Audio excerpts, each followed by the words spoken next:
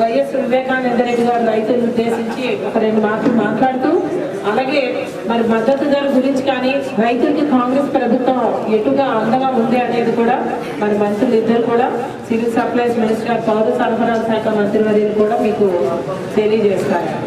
శాఖ మంత్రి గారు ముందు వారు మాట్లాడతారు.